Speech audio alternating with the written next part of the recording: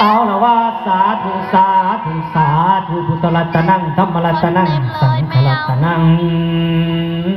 มานี่ก่อนคุยกันแล้วว่าพุทธคุณนั่งธรรมคุณนั่งสังฆคุณนั่งคุณโนนาเกตโกเกษาคุณมีดอกมันดาคุณครูบาอาจารย์สาธุเด้อให้มาปกมาบังให้มาหักกังมาเลื่อมยำลำ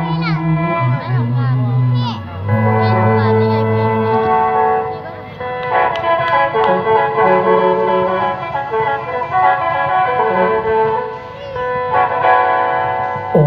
ยละนอโอ้โอ้โอ้โอ้โอ้โอ้โอ้โอ้โอ้พระคุณ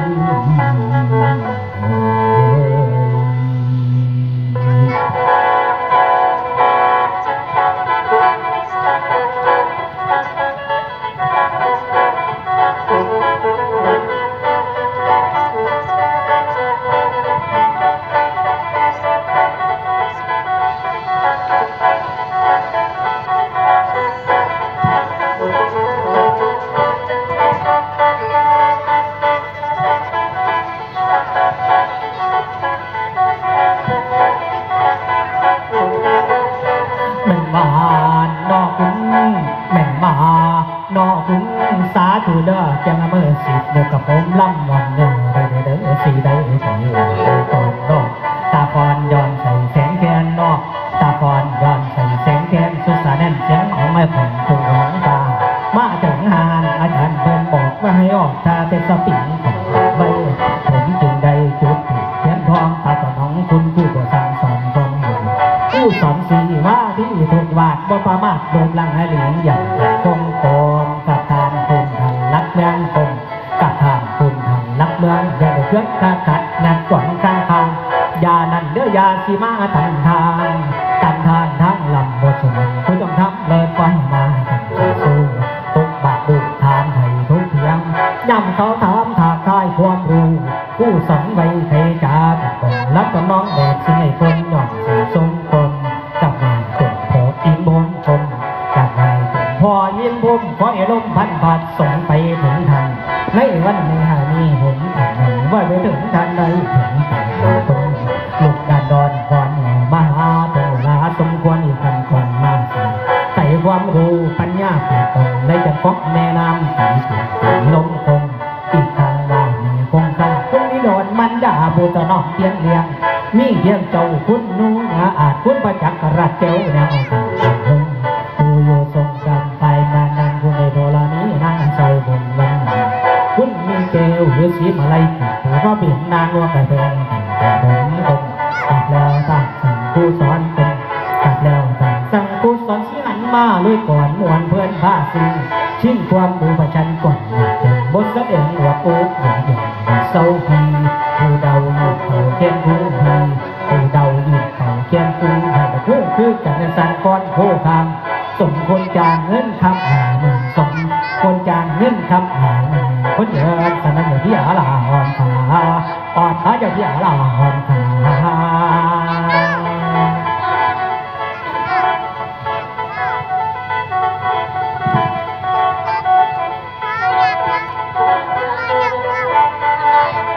เอาโจ้ไว้สักวันหมอมาอันนี้แมงไว้อ่อนเนี่ยผู้เสียสินทานไปแล้วมันนี่บุญหยังท่านบอกพ่อแม่พี่น้องคงสิเขาอกเข้าใจกันดีแล้วว่ามันนี่ทั้งวัดทั้งบ้านทั้งบ้านเขาเฮานี่บุญจังได้จ้างหมอหลองหมอลำน่ะบ่แม่นไผดอกคุณแม่หมอลำดีชะน้อยพร้อมด้วยน้องสาวลาหมอลำสิริพรน้อยสมบูรณ์พร้อมด้วยหมอจังสีนวลหน่อยนกเขาขันเมื่อเสียมเดียวของหมอลำดีชะน้อยขอน้อมนมัสการหลวงพ่อใหญ่ของเฮาผู้เปลี่ยนปลังอกประทั้งฝ่ายสงฆ์ต่อร่องกันมากหลักสวัสดีพ่อตู่แม่สุนพ่อใหญ่แม่ใหญ่มีหมอแค้นแฟนหมอลำมื้อนี้หมอลำดีชะน้อยมาน้อมนมัสการนั่งครูบาอาจารย์ฝากซื้อฝากเสียงร้องเสียงลำดนได้มาพ่อหน้าเจอตาพ่อตู่แม่สุนบ้านโพกะสังของเฮามื้อนี้หมอลำดีชะน้อยมามวนเชิญโฮเซลมื้อนี้เอาเวทีง่ายๆเนาะหมอแค้นสีนวลเนาะเวทีรถแห่ได้มื้อนี้หมอลำสิริพรเมื่อนี้ขึ้นรถแห่เนาะเพิ่นว่าให้ลำใส่เวทีรถแห่เด้อหมอลำดีชะน้อยว่าซั่นเอาขอบคุณสำหรับผ ผู้เป็นเจ้าบ้านเจ้าสัทธาขอบคุณสำนักงานทั้งบ้านผู้กระสังของเฮาเดี๋ยวผู้ใดนั่นเดี๋ยวให้มาลำชีรีพ่อหน่อยเป็นผู้รายงานให้เนาะมื้อนี้ได้มาลำบานเฮามื้อนี้ได้มาจากสำนักงานใดผู้ใดเป็นผ้าวาผ้าจากเพิ่นจังได้มาห่วงกันมื้อนี้สิยาวๆหาหม่องพักหม่องเศร้าสักวันอาจารย์มื้อนี้เวลาบ่หลายมื้อนี้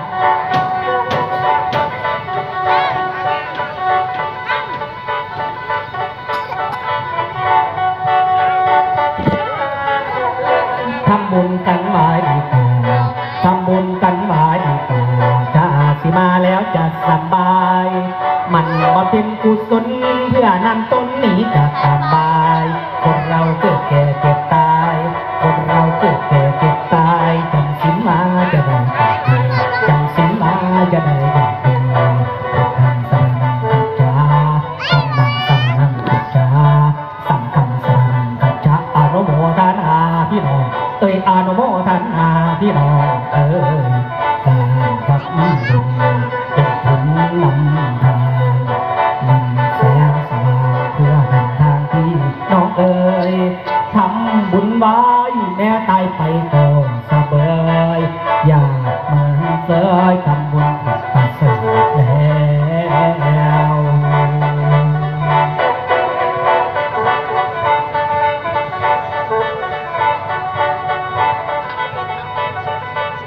เอ้ยแฟนเชียร์ขอบคุณครับ จับมือเนี่ยแล้วมาสั่นเอาตัว